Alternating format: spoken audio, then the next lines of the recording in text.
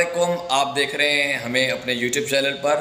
आज आपको जैसे पता है कि पंजाब की जो तख्त लाहौर का फ़ैसला होने जा रहा है कल 22 तारीख को, और गुज़श्ता दिनों में जो इलेक्शन हुआ है, ज़मीनी इंतखाबात हुए, उसमें पाकिस्तान तहरीक-ए-इंसाफ ने बड़ी लीड से 15 सीटें जीती और मुस्लिम लीग नून ने 4 सीटें जीती और एक आज़ाद अरकान असम्बली वहाँ पे इलेक्ट हुआ है।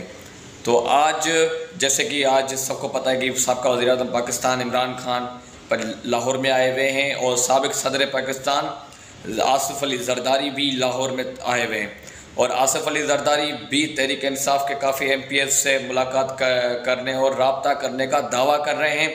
जबकि इमरान खान साहब, आप देख रहे हैं हमारे स्क्रीन पर, इमरान खान अपने जो लाहौर के एक निजी होटल है वहाँ पे उन्होंने अपने अरकान असम्बली को रखा हुआ है, वहाँ पे वो खिताब कर रहे हैं और तहरीक इंसाफ के लोग दावा कर रहे हैं कि 186 अरकान असम्बली वहाँ पर मौजूद हैं।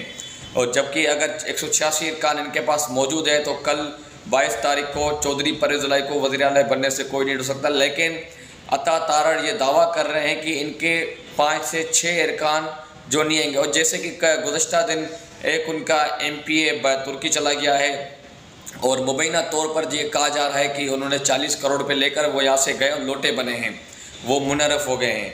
लेकिन अब दोस्त ये सोच रहे होंगे कि अब लोटा मुनर्रफ नहीं हुआ जा सकता, लोटा नहीं हुआ जा सकता, क्योंकि सुप्रीम कोर्ट के एक डिसीजन पड़ा है कि कोई भी MPA अपनी पार्टी के अगेंस्ट वोट नहीं दे सकता।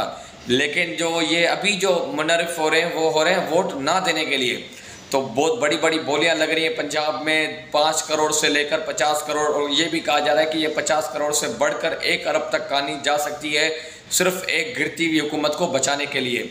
अब जैसे आप देख रहे हैं हमारे मुल्क के मईशत के हालात, आप देख रहे हैं महंगाई दिन ब दिन बढ़ती जा रही है। उसके बाद शहबाज शरीफ मुस्लिम लीग नून की जो बढ़ती हुई मकबूलियत वो बिल्कुल नीचे आके डाउन हो गया, अपना नीचे आके गिर गई है।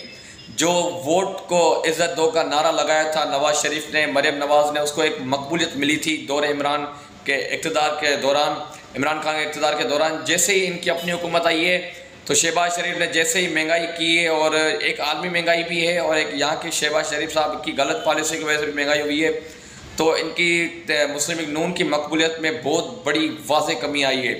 आप देखें, लाहौर की 4 नशस्तें लाहौर मियाँ मोहम्मद नवाज शरीफ का गढ़ समझा जाता है। और जब मुशर्रफ का दौर था, डिक्टेटर का दौर था, मुस्लिम लीग नून पर पाबंदियाँ थी, उसके बावजूद भी लाहौर मुस्लिम लीग नून को ही वोट करता था। लेकिन इस बार ये पहली मर्तबा हुआ है कि लाहौर की 4 में से 3 नशस्तें तहरीक इंसाफ जीत गई है और सिर्फ 1 नशस्त जीती है मुस्लिम लीग नून। अब 20 नशस्तें जो इलेक्शन हुआ है उस पर यह कहा जा रहा है मुस्लिम लीग नून वाले कि हम 5 नशस्तें जीते हैं, हम हारे एक भी नहीं है, तहरीक इंसाफ 5 हारी। तो ये मैं एक बात यहाँ पे क्लियर कर दूँ कि तहरीक इंसाफ की 10 नशस्तें थी, 10 आज़ाद, 9 तहरीक इंसाफ थी, 11 आज़ाद थी, जिसमें से तहरीक इंसाफ 10 जीती है, मतलब 6 तहरीक इंसाफ नशस्तें आज़ाद अरकान की भी जीत चुकी है। इमरान खान का बयानिया अवाम में बिक रहा है, इमरान खान का बयानिया अवाम में मकबूल हो रहा है, और सिंध की बलदियाती इंतखाबात भी आज मुलतवी कर दिए गए 28 अगस्त तक के लिए, क्योंकि कराची और हैदराबाद के हालात पीपल्स पार्टी के लिए और MQM के लिए बहुत तंग हालात थे, इसलिए इन्होंने इलेक्शन मुलतवी किया है। और MQM ने दरख्वास्त दी थी, जमात इस्लामी समेत सारी जमातों ने दरख्वास्त दे के इलेक्शन मुलतवी करवाया है, बारिश का एक बताकर कि बहुत खतरनाक बारिश सिंध में होने जा रहा है 22 अपना जुलाई से लेकर 26 जुलाई तक।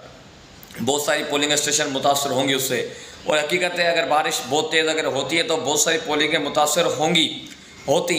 लेकिन अब 28 अगस्त को इलेक्शन की डेट, एक लेटर नोटिफिकेशन इलेक्शन कमीशन का निकल चुका है, उस पर आ गया है। तो अब क्योंकि तहरीक इंसाफ अपना कल हुकूमत बना पाएगी या नहीं बना पाएगी, ये मैं आप लोगों के छोड़ता हूँ, आप हमें कमेंट सेक्शन में बताएं कि कल क्या होगा इंशाल्लाह। और मैं दोस्तों को ये बताना चाहूँगा कि अब इंशाल्लाह डेली बेसिस पे अपना व्लॉग बनाएंगे काफ़ी अर्सा, क्योंकि इलेक्शन चल रहा था तो इलेक्शन के हिसाब से थोड़े हम ग्राउंड लेवल पे लगे हुए थे। इंशाल्लाह दोस्तों को सर्विस भी करके दिखाएंगे और लोगों के पास भी जाएंगे। अब 1 महीना पूरा पड़ा है सिंध के बलदियाती इंतखाबात में, लोगों से पूछेंगे लोग किसको वोट देंगे, किसकी कारकर्दगी बेहतर थी, आवाम के पास से इंशाल्लाह जाएंगे। बाकी मैं और ये आपको बताना चाहता हूँ कि तहरीक इंसाफ के 2 और अरकान असम्बली का मुस्लिम लीग नून दावा कर रही है कि वो अपना रिज़ाइन किसी भी वक्त पेश कर सकते हैं। तो देखते हैं सूरत हाल किस तरफ जा रही है और पंजाब में क्या नया सियासी बुरान पैदा होने जा रहा है, या वज़ीर आला का इंतखाबात होकर ये बुरान ख़त्म हो जाएगा। अगर ये तहरीक इंसाफ वज़ीर आला अपना बनवा लेती तो उसके बाद क्या करेगी तहरीक इंसाफ? तहरीक इंसाफ उसके बाद क्या असेंबली डिसॉल्व करवाएगी या फिर नया लॉन्ग मार्च निकालेगी या हुकूमत को प्रेशर करेगी। अब तक के लिए इतना ही। अपना हमारा साथ देखें, हमारे चैनल को सब्सक्राइब करें।